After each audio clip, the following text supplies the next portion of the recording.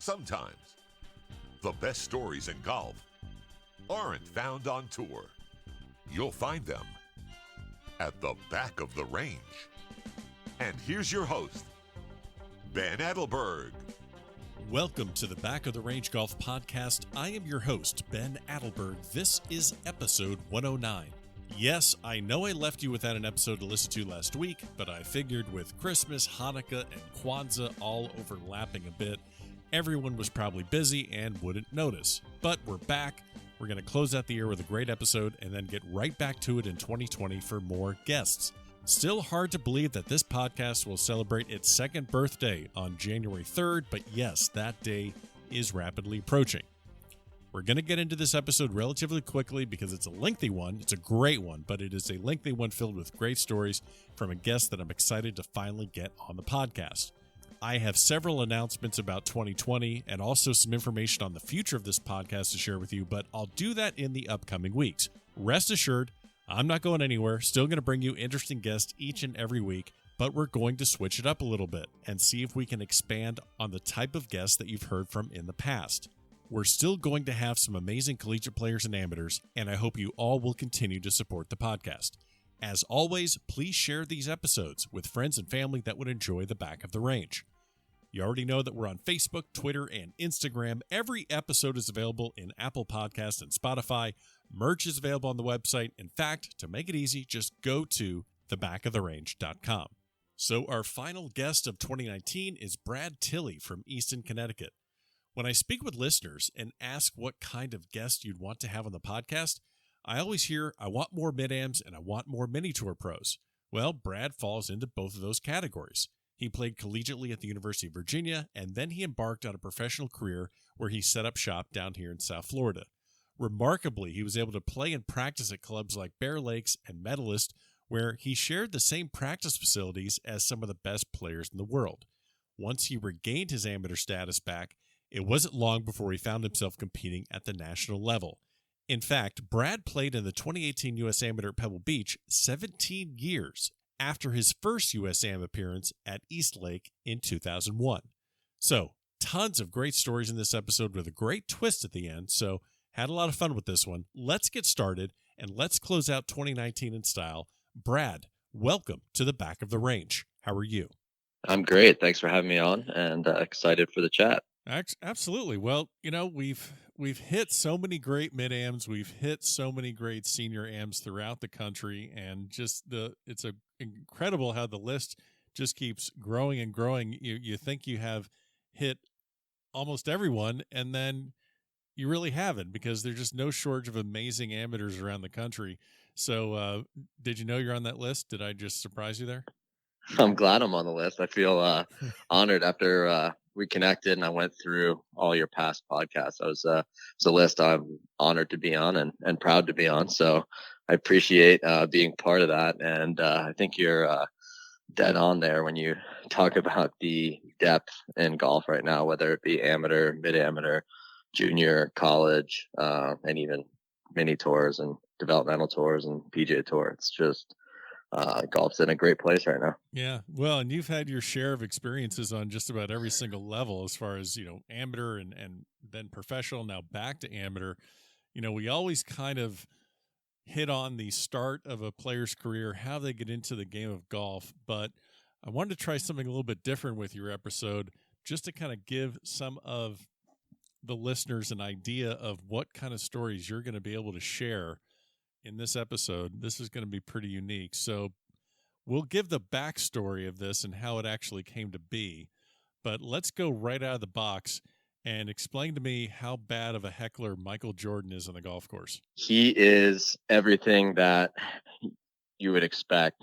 He lives up to his reputation, and obviously being a kid in the 90s and watching him in his prime and hearing all the stories about not only how great he was on the court and watching that, but how good he was at trash talking. I was very lucky to be able to kind of mingle in and amongst his circles down in South Florida during my professional days. And a good buddy of mine, Hugo Leon, who's still playing, he's on the European Tour, got introduced to Ahmad Rashad and Michael, and I was lucky to be invited once to join a friendly game with them.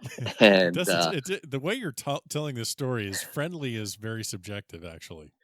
Yeah, you can fill in the blanks there. Gotcha. So we get to the first tee, and I mean, obviously you're going to be nervous just to meet a guy like Michael Jordan, but to play golf with him is pretty special. But you're going to be nervous, and of course I was. We get to the first tee, and it was pretty natural. I mean, such a good, really good guy, and he loves golf. Plays pretty much every day down in Florida. So we get there, and he's walking with a bit of swag, and as he always does, and he comes up to the tee and goes, "What are we playing for?" And I said, "I don't know. What should we do?" And he goes, "Well, whatever makes you nervous." So that's the opening line. Oh, God. And that's great. So yeah, we come up with a bet, and that's the game. And he wants 6 shots, and I'm thinking, I'm a professional golfer, and he's about a 6 handicap, so I should be a plus at that point. I should be able to handle this. And but then again, he's going to be coming at you all day with the verbal abuse. And the one thing I will say is, on the golf side of things, I mean, he hits it very short for his size, but he is very accurate, and he's very clutch on the golf course. So every stroke hole, which are the hardest holes on the course typically, he's making a par. He'll find a way. Every time he gets in a bunker, he makes it up and down from inside 10 feet. If it's an important putt, he seems to make it. It's like watching him shoot free throws. Right. So that's very impressive. But the smack talking was pretty impressive. And I'm a UVA guy, and he's obviously a decorated Tar Heel. So he had a lot to say about that, and how he used to beat up on Ralph Sampson and all this stuff. So just nonsense I had to listen to all day. But I remember the putt I had on 14, and he was beating me up in the match. To no surprise, I guess. And I have this 5-footer to have the hole, and he's looking over me, kind of smirking with that big smile he has, and he just starts going, "Wahoo!"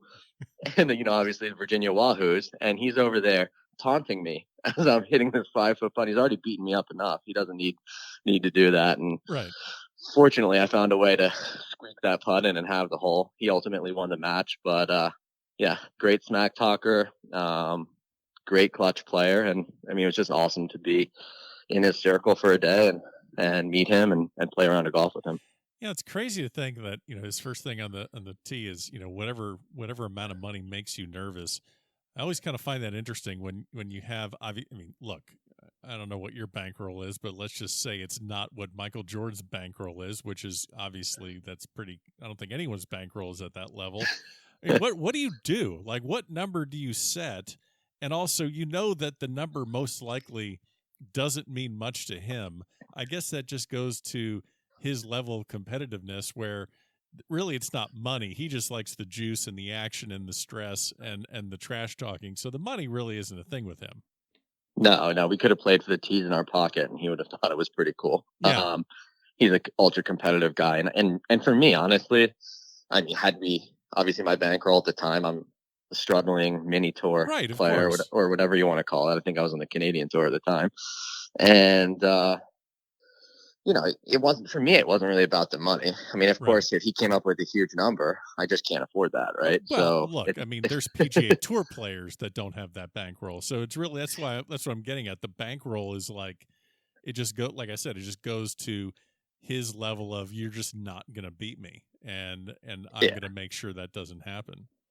Yeah, it was pure competitiveness. And I mean, I don't really get nervous. I never was nervous for the money aspect of it. I mean, it was more of the finish. I mean, obviously money, playing professional golf means things. And if you're on a tour and you're trying to move up the order of merit or a money list, that means something. But it was never a dollar amount in my head that would have made me nervous over a putt or a shot or coming down the stretch. It was more the finish and making sure, you had a solid finish, or you could be in contention to win a tournament or make a cut, or it was more along those lines than the actual money amount. So What Yeah. so talk to me now. You mentioned Virginia. You were at Virginia 2002, 2006. Captain of the golf team there. What brought you to Virginia? Give our listeners a little bit about your start in the game. Okay. Well, my start in the game started at age 4, so I think we'll skip a bunch of Yeah, let's the boring I'm running out boring of stuff. storage space on this hard drive, so let's just bump it up a little bit. But no, you know what I'm saying. Like, when did golf become, something of a passion where, like, okay, this is something that suits me. I see I want to pursue this a little bit. Yeah, well, I think as any young boy, I mean, I wanted to be a professional athlete, and that was something I always wanted to do. And hockey was my first love. If I could have been an NHL player, I would have done that. But that aside, I played golf growing up. My dad was an avid golfer. He got me into the game, and I won a bunch of junior tournaments pretty much right away, and some of them by big margins. So I think I was on the radar as far as a junior who was going to be recruited at some level. And I developed nicely through the AJGA, and I actually decided, and my parents helped me decide to go to a private boarding school to avoid having to be in school so late in the summer. Right. Growing up in New York, you have the Regents exams, which end in the end of June. And that kind of stops you from playing about half of the competitive junior schedule. So they made the decision with me to go into boarding school, and actually went to a boarding school in Virginia. Had a nice high school experience there, and UVA was one of the schools that recruited me. And there were some good names in other schools there, but staying in Virginia, just something I just was into. It was a good golf school, warmer than New York still, even though they have a little bit of a winter. And my visit was incredible there. I had a blast. I knew a bunch of guys on the team, and it was an easy decision for me, really. And I was fortunate to be recruited by a bunch of good schools, including University of Virginia, and it was an easy decision for me personally. So you play your college golf there. You rise to the spot of being captain on the team. You actually win your lone collegiate individual event in your final tournament. Is that correct? That is, yeah. It was wild. I was in contention a few times before, and it was always something. I won a lot early in my junior career, and then as you step up to each level, it becomes harder and harder to win. So I was always having a bunch of top 5 and top 10 finishes, but I really had a tough time breaking through with some of the wins I thought I was going to have or should have. And I remember playing that final tournament. It was a weird scenario where usually the ACC championship is your last tournament if you don't get on to NCAAs. Right. So we weren't in a position that year to make NCAAs unless we won the ACC tournament. And for some reason, because of a scheduling conflict, the ACC tournament took place before the Cavalier Classic, which is our home event. So that's weird. That had never happened before. And we didn't win ACC championship. So I knew the Cavalier Classic was going to be my final event as a college golfer. It was pretty cool. I played every single event at UVA. I didn't miss a single one, which was awesome. It was cool. I don't think a lot of guys do that. So that was nice. I was playing well. I'd been prepping all year with the coaching staff there. Bowen Sargent, who's still there. And we worked hard on getting ready for my professional career while obviously trying to contribute to the team and everything I could do there. So I was playing well, and I went out, and I won't say I played my best, but I hung in there all week. And everyone struggled that final round. I think I shot a 72 or something. Thought maybe it wasn't going to be good enough. We get in, look at the scoreboard, and it's going to be close. And it was a playoff. I was playing against Blaine Teffley. He was a really top golfer at the time, actually. And he had gone to Arizona and then transferred back to Maryland. And he was at Maryland, and we had a 7-hole playoff where I ended up kind of turning the tables on him on the 7th hole, making about a 20-footer for par, and he had an 8-footer for par. So he's licking his chops thinking I'm going to miss, and he's going to make. I put the pressure on him, and he misses, and that was my lone college victory in my last event. So it was a nice way to go out. Yeah, absolutely. So you mentioned that you were already prepping for your professional career with your coaches. I mean, what are some of the things that you were doing to prepare for the professional career? And then also, what were some of the things that led you to that decision, other than I always want to be a professional athlete? But what told you throughout your college career that this is something I need to try, as opposed to the adage of like, oh well, if I don't try, I'll always look back and kick myself. Was it just that, or was it more that told you, hey, this is a calculated move for me? Yeah, it was pretty calculated from an early age. I want to say around age 11 or 12, I started telling people that I was going to do it. And it was just always in my mind. And I had such success at the local junior level at that point where I truly believed it. So I'm sitting here and I'm playing really well in the junior circuit, winning a ton of events, and watching Tiger doing what he's doing as he's coming out around that time. And I looked up to him and I aspired to be someone like him. And it was kind of always my plan. And fortunately, I continued to play well enough where not every year was a standout year. But, my junior year in college, for example, was all ACC first team, third in the ACC championship, beating a bunch of guys that are a lot bigger names in the game of golf than I am right now. Sure. But, you're talking about Bill Haas's and Roberto Castro's, et cetera, et cetera. So, it was just nice to progress that way. And I felt very confident coming off my junior year that I was making the right decision. Yeah. There wasn't really any doubt in my mind that it's what I wanted to do, but that I also had the capabilities to do it. So it was always planned. Nice. I want to ask, so I want to talk a little bit about the professional career. You did get your amateur status back, so you are currently a mid-amateur playing up in the New York area.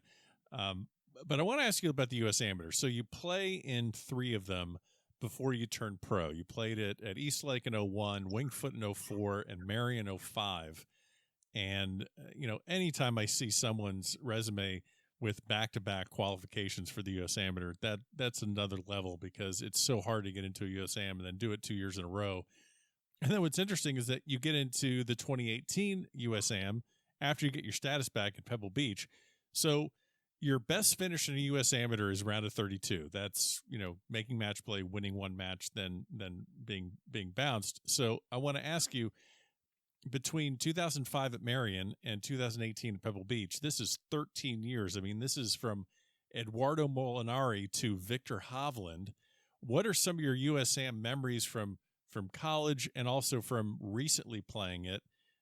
What's different? What were your experiences then as opposed to now? I wonder if you can talk about your USAM experiences. Yeah. So I'm going to start with my first USAM at Eastlake. And the reason I'm going to do that, there's 2 reasons. I was very proud at the time. I think I had just turned 18 and, probably one of the younger guys in the field at that point. I know that now with the depth of the game, you've got 13-year-olds qualifying, which is insane to me. It's totally insane. But I was very proud to have qualified at age 18. Another reason I like to tell that story is kind of makes me feel very old when now I'm competing against some amateurs that weren't even born when Eastlake happened. But I can also tell them I played with a steel shafted driver and steel shafted forward as my woods in that. It's just, people look at me like I'm an alien when I say that. Yeah, those these young kids. I got a couple of those lying around somewhere, but yeah, they're not very popular these days. No, I remember it was an X100 in each, and I still have them. Actually, I hit them from time to time because I think that's fun. But so I'll start with, that was 2001. Incredible experience. Eastlake's amazing. Still one of my favorite courses. But then obviously, 2004 at Wingfoot, I had to put a lot of pressure on myself. I had missed 02 and 03, and obviously it was kind of a hometown event for me. Being from Chappaqua in Westchester County, growing up at Sleepy Hollow, Winged Foot's down the road. I'd played there a ton. I know a bunch of the guys over there, and everyone in this area. That was marked for a long time that they wanted to qualify for that event. So, of course, yeah, that was a nervous qualifier. I obviously placed a little more importance on it, and I was able to pull it off. It was kind of a gritty qualifier. I think I shot 144, nothing crazy on a tough course in Fenway Golf Club. But there were not many people from Westchester who qualified, so that was a great experience. I was selected to be part of the media day there, and kind of funny story from that was I was a young kid still in college, and they said, "Do you want to be part of media day?" And I was like, "Okay, sure." I didn't even know what it was. I didn't think about it much. Right. And I remember getting into one of the large rooms at Winged Foot. It's kind of right behind the ninth green on the East course. There's a big room with glass windows, and I'm in there, and they tell me, "Okay, you're going to speak in a few minutes," and everyone from the USGA is there, and I was okay. I didn't plan for that, and fortunately, it went well. And the president of the USGA at that time was Fred Ridley. Sure. We all know Fred now from his Augusta position. He's a big guy down there, and so I'm playing with him in the media day. And that would have totally thrown me for a loop had I not been fortunate enough to be at UVA. And his daughter was a friend of mine. She went to UVA at the same time I did, Libby Ridley. Perfect. So it just kind of eased into what could have been a very nervous and awkward scenario where I didn't even know what the media day was. So that was a cool experience from that. And the course was just awesome. And it was an honor to be part of that. I wish I'd played better.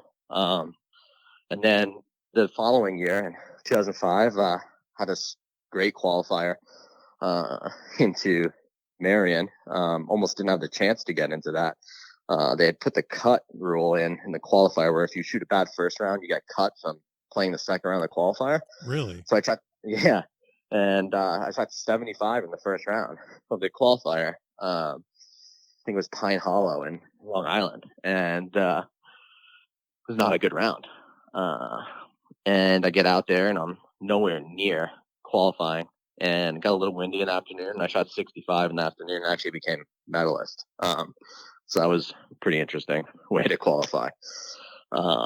Just had a kind of a stellar round to get in there, and then carried the momentum into the tournament. And I learned a lot that week about competitive golf and about myself. It was a tough course. I went out and I'd never had particularly solid stroke play performances up to that point in the U.S. Amateur. And I went out and I finally got a good start. I shot 69 the first day at the alternate course. And I think I was in sixth place or something like that. So wasn't going to take much to make match play the next day. But I learned that, you have to go out there and one shot at a time. Got to keep the hammer down. You can't, yeah. Exactly. And I remember during that round, I was playing well. I think I was about even par. And had 5 holes to go. And I was finishing up on the front 9 at Marion. And I didn't keep the hammer down, as you said. I relaxed. And it taught me so much. So I bogeyed 4 out of my last 5 holes. Leaking oil. It was a 32nd seed. So I still made it comfortably. But why did I do that? And that was a huge learning experience for me that I still think about to this day. When you get a lead in match play or when you're playing well, you got to keep going. You got to keep pushing. The second you throttle back is when you make a couple mistakes. And if you're on a tough course, the USGA championship, it's going to eat you alive. So that was a cool learning experience. And then I had good matches there. Won an extra holes in the first round. And the second round, I lost in the 18th green. And the guy who beat me that year, he birdied, if you know Marion at all, hole 5 and 18 are the 2 toughest holes. But 5 is a long par 4 and 18 is a long par 4. And I parred both and lost both holes and then lost on the 18th green because of that. Wow. So not common to lose those holes with pars. I think that probably were won with par more likely. But you got to give it to the guy that does it, right? Sure. No, absolutely. I put a lot lot of pressure on him coming down the stretch, and he stepped up and birdied 18. So it was a good experience. Wish I'd stuck around longer. I was playing really well, but and then 2018, yeah, completely different.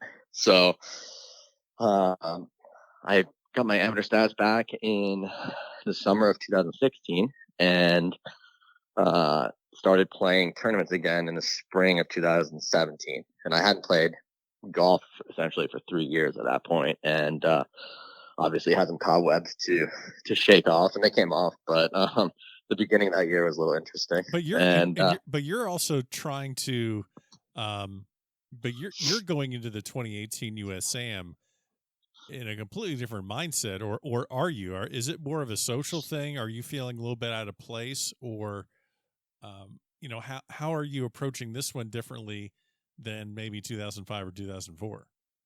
Yeah, great question. I definitely not a social thing. I mean, I think I appreciate and love the social aspect of the game of golf, and even tournament golf. It's a pretty friendly sport, and there's a lot of good guys I like to sit down and have meals and have drinks with, etc. So, I enjoy that, but going to U.S. Amateurs definitely wasn't a social experience for me, but my mindset was completely different. I've now played professional golf for 8 years and taken all of that knowledge and experience with me. And it changed everything for me, because I was hoping in the past, before I turned pro, I would love to qualify for the U.S. Amateur. And then when I get there, I hope I play well, and I hope I make match play, and to not be in the mindset of I belong here. I'm one of the best players here. If I play well, I'm going to be tough to beat. I'm here hopefully to win, as hard as it is to win the U.S. Amateur or any match play event of that stature. But my mindset going into 2018 is a lot different. So it was nice to finally qualify again for U.S. Amateur. I wasn't very close in 2017, and it was very exciting to be going out to Pebble. I mean, what a venue. Absolutely incredible.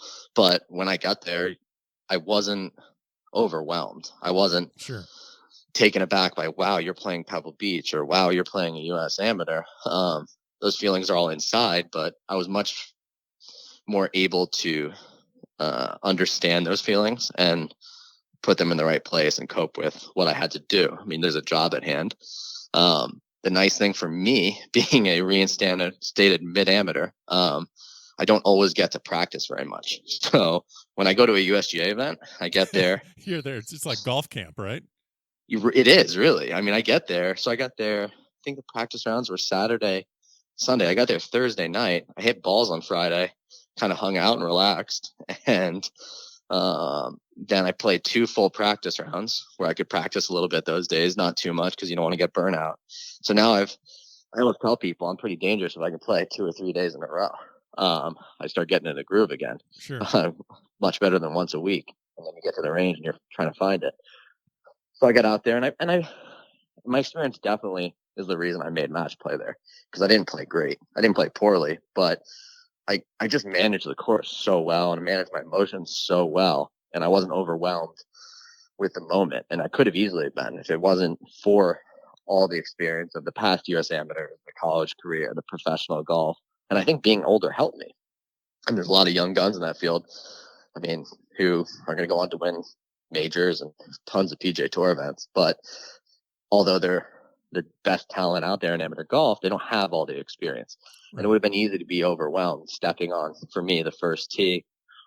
Was it the first round? I played an afternoon off 1 at Pebble. I mean, that's a pretty easy tee shot, but it's a pretty grand scene. I can imagine.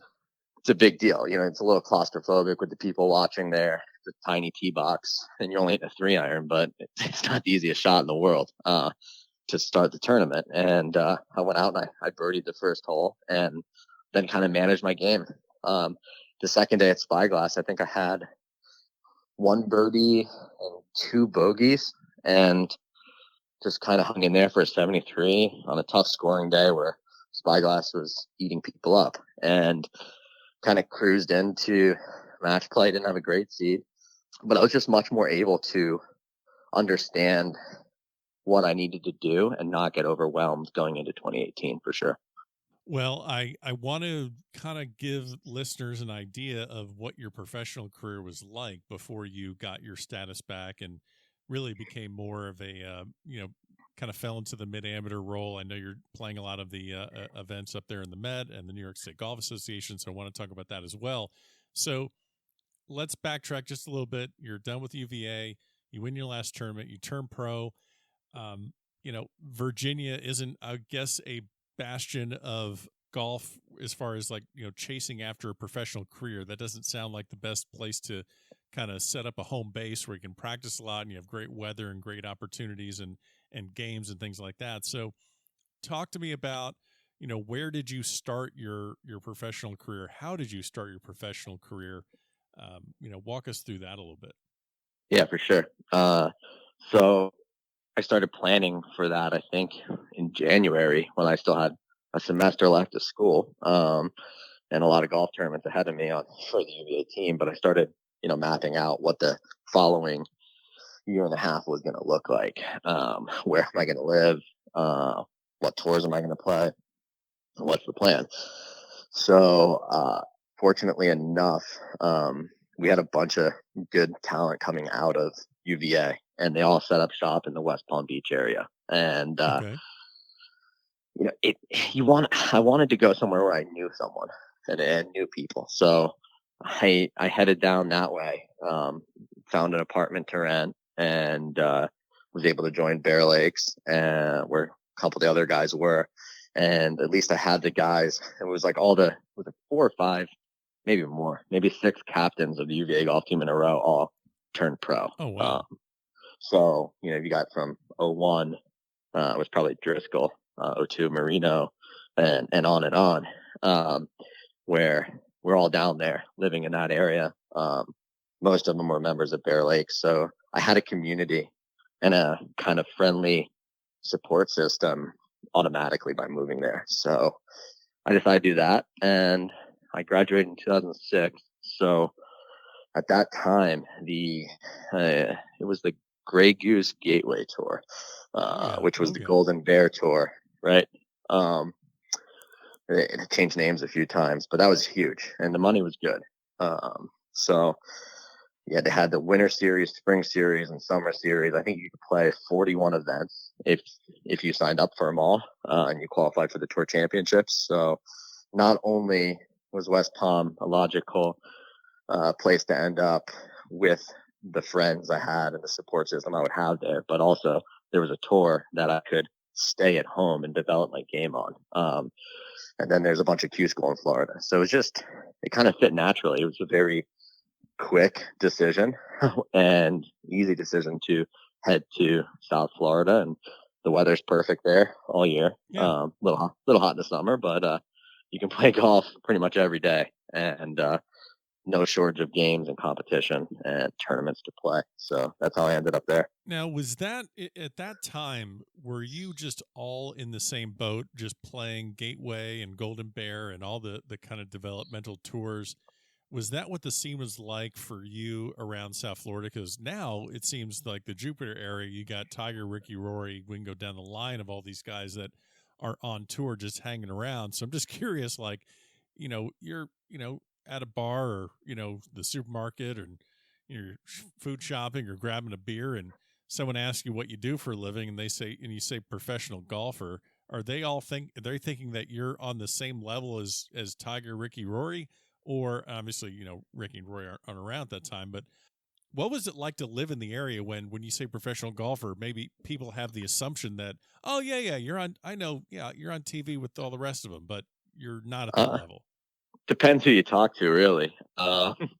It really changed a lot too. So I would say, to answer the question, what people think first, it became something where everyone was a professional golfer, hanging around that area. You had the minor league tour come out around that time. You had the Grey Goose Gateway, and then it's just kind of morphed into a mecca where everyone was at some level a professional golfer, and a lot of the club pros would head down there in the winter and So you're running into people all the time. Then it seems like everyone's a professional golfer. So some people were impressed and got an impression of you that maybe you were on TV, and some were on TV and some weren't. And other people said, okay, sure, everyone's a professional golfer. Great. Nice. Kind of a weird to have that many weird thing to have that many professional golfers living in one area at all different levels. But to get back to what the scene was like when I moved down there, it evolved immensely during the time I was there. So I was there from July 06 until February 2017, and the last few years I wasn't playing professional golf down there, but I was around all those guys. So it was kind of sneaky. So when I first moved down there, I thought everyone was a journeyman or a young guy playing mini tours. And what I then learned was there was a nice little place called Medalist Golf Club up the road. And that's a neat track if you can just, pop in for a quick 9. Yeah. yeah. So I fortunately knew someone from Sleepy Hollow that got me connected with the right people, and spent a year at Bear Lakes, but then I was able to get over and get a membership at Medalist before it was a big deal, because in the public's eye, when Tiger joined is when Medalist was known. But at the time I joined, you had Ryder Cuppers there. So you got Olin Brown, you got Jesper Parnevik, Freddie Jakobsen, it list goes on, really. Brett Wetterick was there. It became this known to me that there was this little mecca up the road just north of Jupiter where a bunch of PGA Tour players hung out, and all I'm practicing alongside these guys, which is a huge help. Obviously, it's nice to be at a sweet setup, sweet course, amazing practice facilities, etc. But to have games with those guys was incredible. But obviously, I feel Jupiter, more people were moving out of Orlando because it still gets a little cold in Orlando, right? And moving to Jupiter for the warmth, for the great golf courses year round. And obviously, Tiger was a big part of that, and it was pretty cool to cross paths with him at Medalist. Well, it was nice of you to help him get into the club and vouch for him. So, I mean, that was nice of you to do. I'm sure it was me. I'm sure I'm the reason he got into Medalist. All right, breaking news on this podcast: you got Tiger into Medalist. I'm glad we could finally clear that up. All right, so I know you have a Tiger story, and I'm delaying it because I have to ask you what you're able to glean and learn from these guys. Wetterick and Brown and Parnevik. Someone that's attending a PGA Tour event may watch them while they're playing. They may watch them hit balls afterwards, but they're not, other than visually seeing what they're doing. I would imagine that the layman, the regular fan isn't getting that much unless they can pick up a little swing idiosyncrasy. But you're spending every day away from cameras, away from TV coverage, when they're doing their normal routine, their normal practice or prep or playing sessions. What are maybe some of the things, or maybe some of the people that really helped you become a professional, and things that you still carry with you today as an amateur? Yeah, for sure. Having the opportunity to be around those guys, as you said, it's just incredible, and behind the scenes, and I learned a lot. So I'd say one of my peers, Hugo Leon, who I mentioned earlier, who's a little bit younger than me, so it's not a guy. We both came out at the same time, but I just loved his work ethic. So we helped push each other along, and we still do.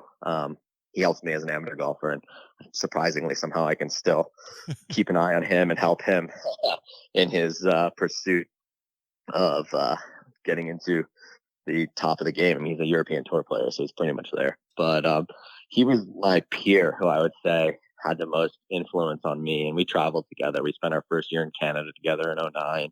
And we traveled for many years together between Canada, Latin America, mini tours, Gateway Tour, Tour Championships.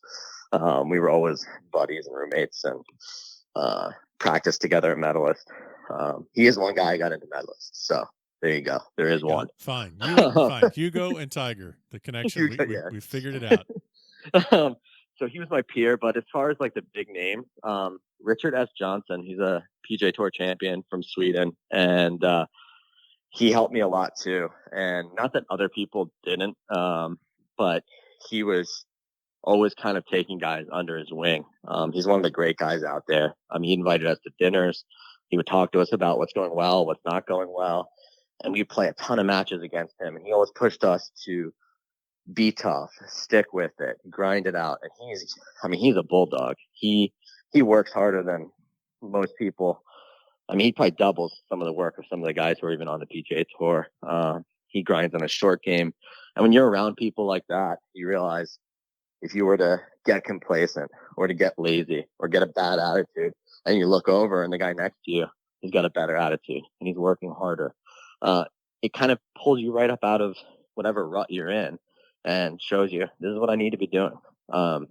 This guy's going to outwork me if I don't step it up. So he was a huge part of it.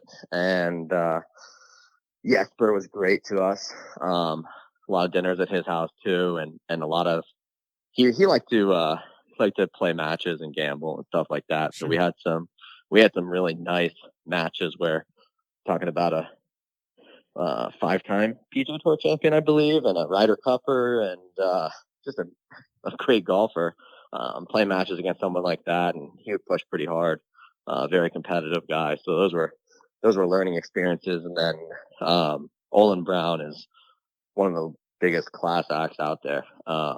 He helped all of us a ton. He's actually part Chilean, so he knew Hugo for a long time. And we played, I couldn't put a number on how many rounds I played with Olin. But to see how he got it done was so different because he doesn't hit it very far. And right. He tries. He probably won't like that I'm telling. Everyone knows how far he hits it. That's on the website. But he would try to, the only thing he did, he's always just messing around with drivers and stuff and trying to hit it harder.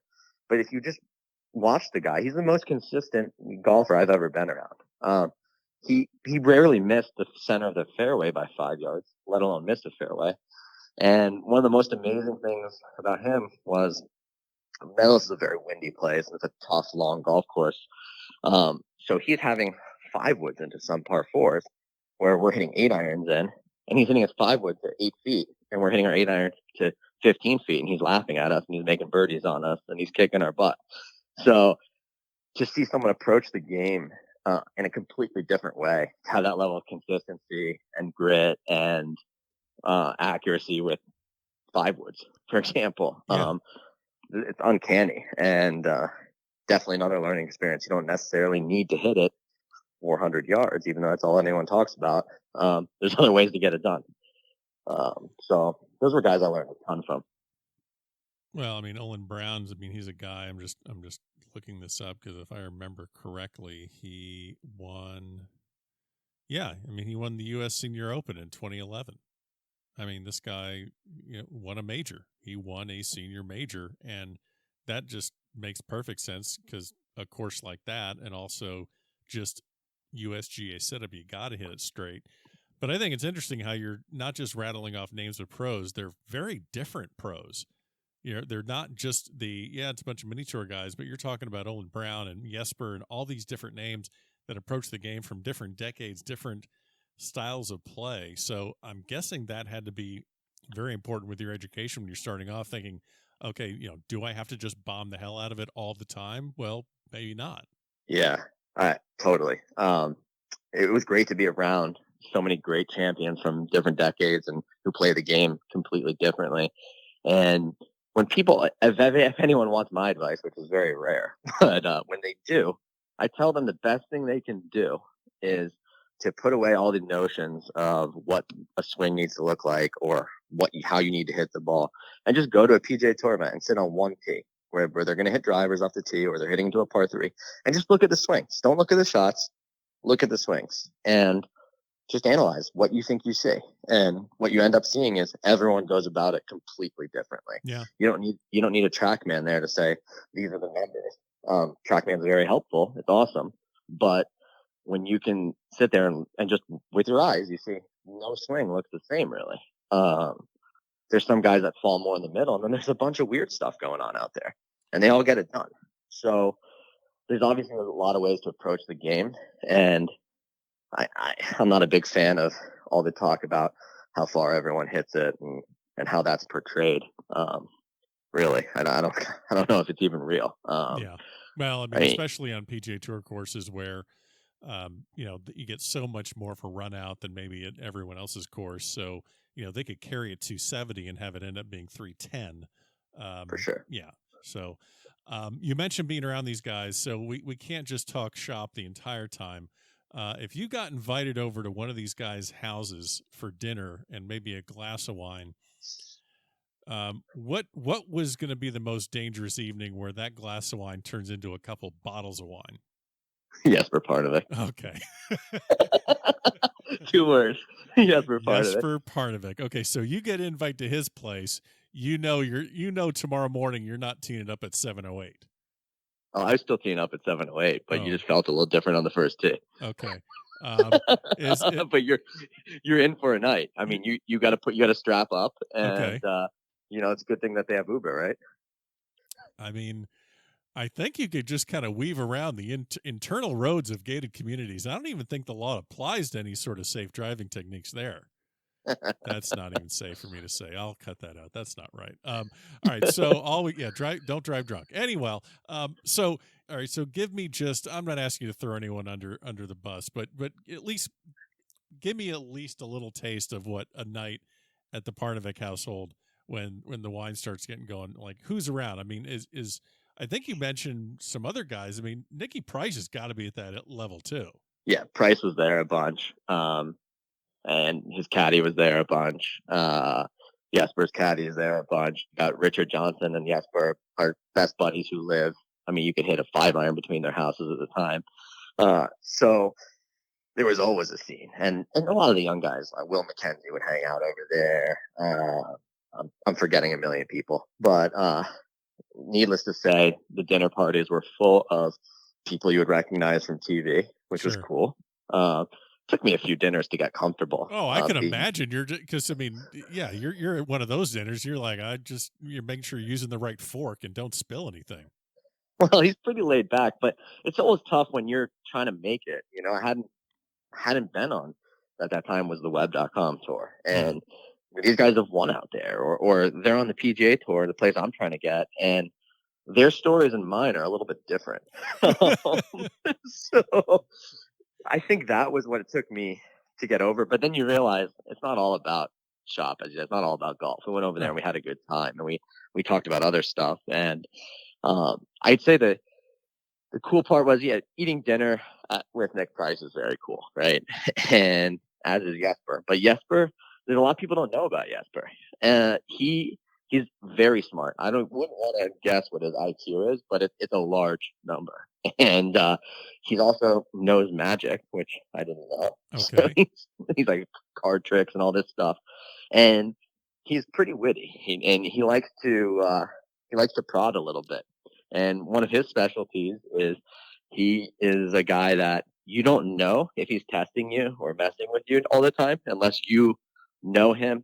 You're witty and your IQ is high. So, fortunately, I wasn't really the target of too much of it. Maybe because I didn't let him get one up on me. Right. Thank my UVA education for that, I guess. But well, you're a sociology major, so you can read right through all that stuff. Whatever that means, yeah. Whatever that means. Oh my gosh.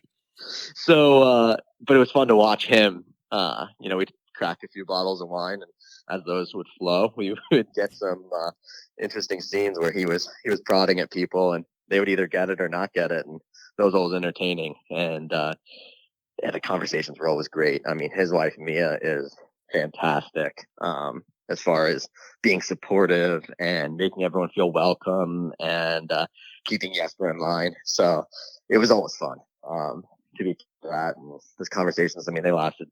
I don't know. The sun never came up on us, I don't think. But they weren't early nights.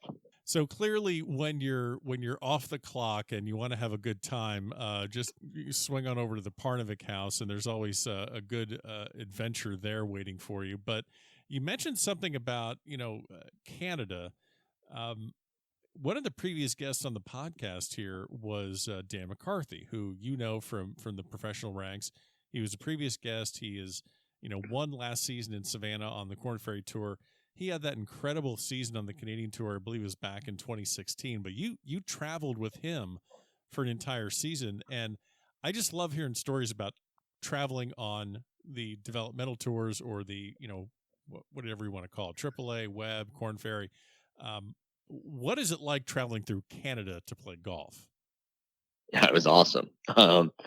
I mean, it's incredible. You start out west in British Columbia, which is one of my favorite places. And I think you're going to get that from everyone. It's going to sound boring because everyone's going to tell you the same story. But we started in Vancouver, which was great.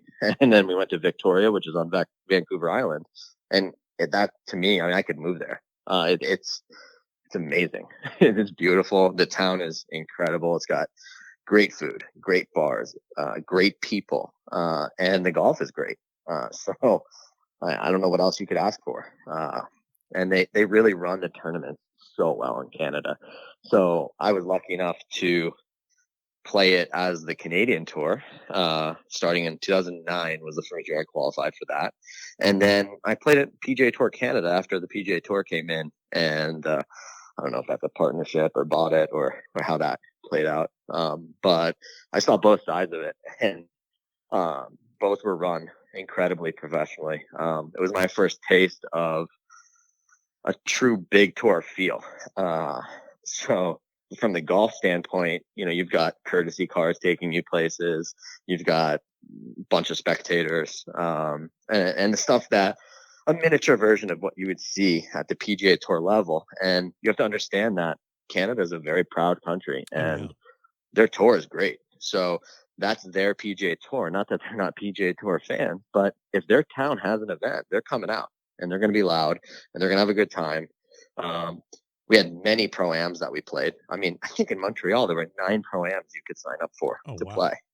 Yeah, it was crazy. So the fans up there are incredible. They couldn't get enough of it. And I think part of that speaks to the condensed season they have. They're all big golfers. It's a hockey and golfing nation, really. Maybe they like curling too, but doesn't like curling. Come on, man. I need to get into that for sure. I really need to find a spot where we can do some curling, but not to get off topic. They don't get much golf, so when they can get it in, they're all about it. And so it's a deep love for them, and they run the tournaments well. There's so many volunteers up there, and for me, it was my first taste of a bigger tour feel, which is a learning experience too. So that was great. And as far as the social side and of it was maybe too good. I don't know. All right. It's interesting. You're traveling with your buddies and you want to beat them on the course and you want to beat everyone on the course, but there's a different level of camaraderie on a tour like Canada as opposed to even Corn Ferry or PGA Tour, because there's not much money out there.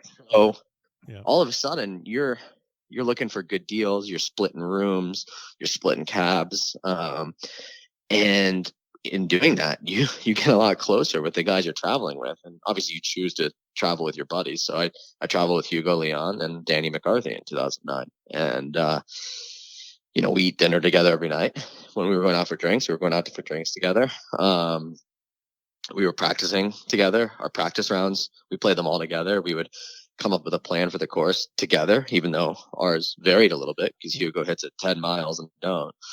But, it's a different social scene. I mean, there's not a lot of guys on the PGA Tour having that close of a relationship and traveling situation. They've got either their families or they've got, they don't need to split a room with someone. I mean, it's not necessary. I often wonder what the PGA Tour would look like without as much money, without all the money. And I know it's kind of a strange thing to say, like, well, okay, well, it's not going to be as big, and it's not going to have, the purses aren't going to be as big, and of course that's correct. But if everyone was more in the same boat, where there wasn't such a separation with the haves and the have-nots, like you see a guy that's in the top 30, he is traveling and doing and scheduling and having. It's much different than the guy that's at 97 on the money list. So I'm just curious. I've always wondered what that would, what would the PGA Tour look like if it operated with the same camaraderie as PGA Tour Canada? Oof, I don't know. I think age is a huge factor in that too. Right. I mean, it takes a while to get to the PGA Tour, and I mean, of course, I mean, people love to see and talk about, the Morikawas and the Hovlands and the Wolves, and what they're doing is just incredible. It's actually mind blowing. But in general, I mean, most people, it takes a while to get to the PGA Tour, and they don't always stay there right away. Oh, so yeah. They might pop in at 24 or 25, and then they'll be on the web for a couple of years, and then they'll pop back in, and no one knows who they are, and then they get established in their 30s. So I think from the camaraderie standpoint, it's a lot easier to have that at 25 years old than it is at 35. Yeah. I don't know. Almost, it's just different. So yeah, of course. it's interesting to think about. But it was nice to have that camaraderie in Canada. I can tell you that for sure. And even in Latin America, I played in Latin America. But it was great to travel with Hugo and Danny, and I really enjoyed listening to Danny on your podcast. I was laughing a bit and biting my lip a bit because I kind of lived part of what you guys were talking about. Why he moved down and where he moved and traveling in Canada. And then when you guys started talking about Lemoyne, I almost died because I'll never forget. I don't know if he still has it. I got to find out. I should text him after this. But he was carrying this head cover of this huge dolphin. And, it didn't even have a university name on it, I don't think. It's just this massive dolphin on his golf bag. And I'd always prodded him on that. I said, buddy, what's going on here with the dolphin? And his nickname for a while, he's going to not be happy about this, but it was Danny the Dolphin in a very small circle. Perfect. So, no, it was fun listening to it and to see what he's done with his golf game. It's just so impressive. We all knew he was great at winning. He won a ton of college tournaments, but he hit the ball very low when we started playing professional golf, and he worked his butt off to do what he's done with his golf swing. And he just has one of those guys that have tireless work ethic and self-belief. And he made a lot of big changes, and they paid off. I mean, he hits the ball much higher. He's one of the best and most consistent ball strikers out there. So it's fun to watch. Glad I got to see the early stages of it, and I can really appreciate what he's done and how good he is. And I think the sky's the limit for a guy like that, right? No one knows who he is maybe right now, and he's starting to get known. But it wouldn't surprise me. People are going to be surprised if he gets out there and wins an event, but I'm not. So it's cool. Yeah, no, I really enjoyed my conversation with him, and hope to see him on the PGA Tour as soon as possible. Well, Brad, we got a lot of stuff that we still have to get to. So, kind of a different thing. I'm going to say, hey, can we catch up again soon and talk about things like the fact that you won 3 mid-amateur championships in the span of 10 days recently, and as recent as this year. And there's all the amateur events that you play in. And then, I know we didn't get to the Tiger Woods story that you have played with him, and I know it's a fantastic story, but I think I'm going to leave that and tease that for our second half of our conversation, if that works for you. I would love that. Yeah. Thanks for having me on, and very excited about continuing the conversation. I think no better cliffhanger than a Tiger story, right? Perfect. Well, I appreciate you stopping by for this first half of this episode. We're going to do the second half real soon at the back of the range. So thanks for joining me, and we'll catch up soon. All right. Thank you so much. And there you have it. Special thanks to Brad Tilley for joining us on the final episode of 2019, and he's going to be the first episode of 2020. So stay tuned for that. Hope everyone has a great new year. We'll see you in 2020 for our next episode here at the back of the range.